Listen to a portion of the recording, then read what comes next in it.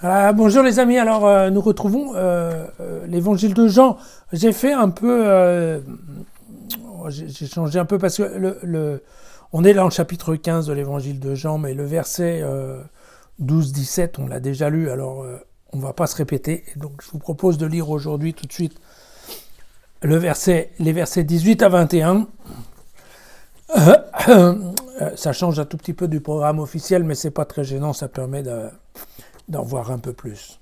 Si le monde vous hait, du verbe haïr, si le monde vous hait, donc, sachez qu'il m'a haï le premier. Si vous étiez du monde, le monde aimerait ce qui lui appartiendrait, mais vous n'êtes pas du monde. C'est moi qui vous ai mis à part du monde, et voilà pourquoi le monde vous hait.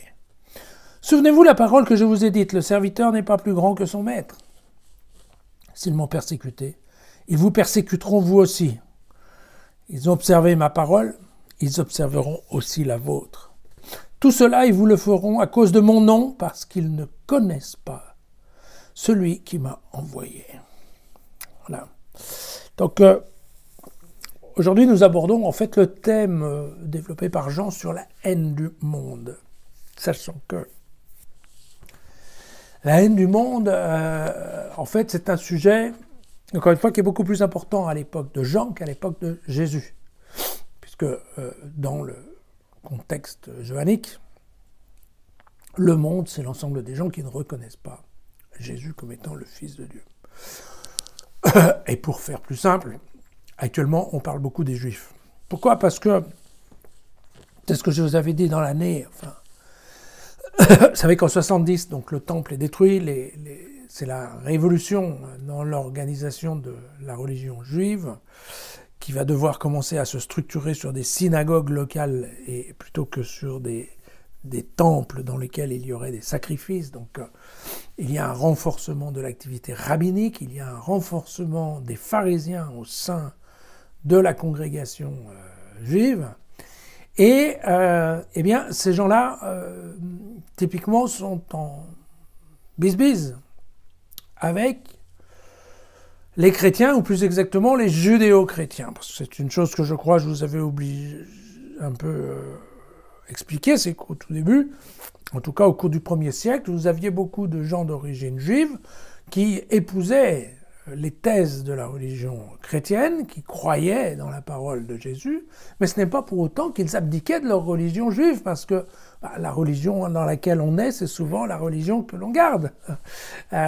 Et donc, et bien évidemment, il y avait beaucoup de pression à l'époque, la famille, tout ça, donc c'était difficile de quitter le monde juif. Et comme aujourd'hui, hein, vivre en Israël sans être juif n'est pas une chose très simple. Bon, et donc effectivement, plus que de discorde, on peut parler de haine. En tout cas, c'est ce que Jean va entendre. Bon, écoutez, la haine telle que nous la décrit Jean, c'est avant tout une haine qui est liée à la personne de Jésus. Et surtout au nom de Jésus, Fils de Dieu. Voilà. C'est parce que les gens ne reconnaissent pas cette notion de Fils de Dieu, c'est pour cette raison-là que les Juifs, le monde, a été capable de haïr Jésus et que cette haine va se proroger au niveau de la communauté, puisque, effectivement, à l'époque où Jean va écrire, la haine sera même encore plus forte. Certes, ça sera toujours au nom de Jésus. Mais ça sera typiquement, on va demander globalement aux judéo-chrétiens de faire un choix. Et bon, ça ne va pas être un choix facile.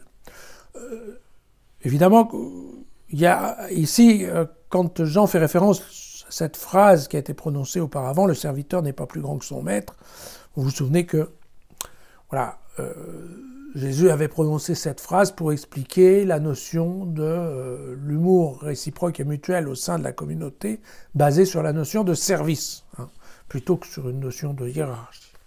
Donc là, évidemment, il y a un peu un détournement, mais très clairement, c'est bien l'idée. Ce n'est pas parce que vous êtes que des disciples, d'ailleurs, vous n'êtes plus serviteurs, vous serez amis, on va voir ça bientôt.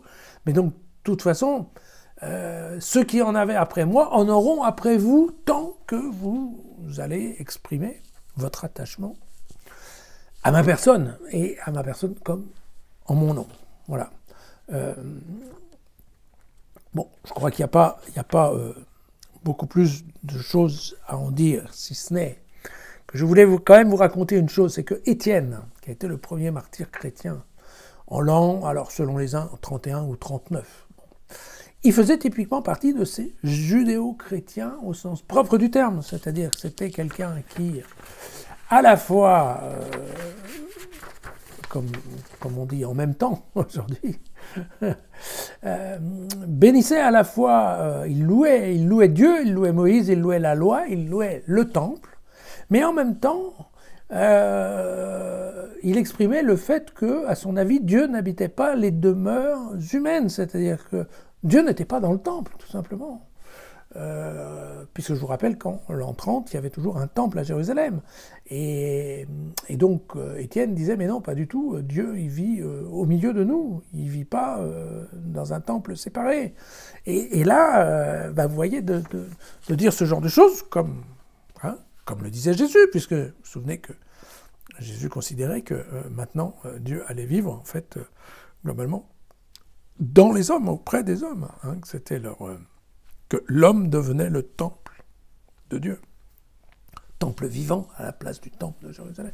Bon, soutenir ce genre de choses en l'an, que ce soit 31 ou 39, coûte la vie à un certain nombre de personnes qui sont justement d'origine juive, qui ont renié ou non pas renié, mais enfin, de toute façon, croient toujours dans l'organisation et dans la foi juive. Et ça n'empêche, je vous le rappelle, que Jésus vient, et il ne vient pas pour, encore une fois, condamner la loi. Il ne vient pas pour contourner la loi, il ne vient pas pour mettre en cause la Torah. Bien au contraire, il vient pour l'accomplir. Et ça, c'est un postulat qui convient très très bien à un certain nombre de juifs. Étienne en était un, et ça lui a coûté la vie. Donc vous voyez que cette haine du monde dont nous parle Jean aujourd'hui, c'est effectivement une source de danger au sens physique du terme. À demain.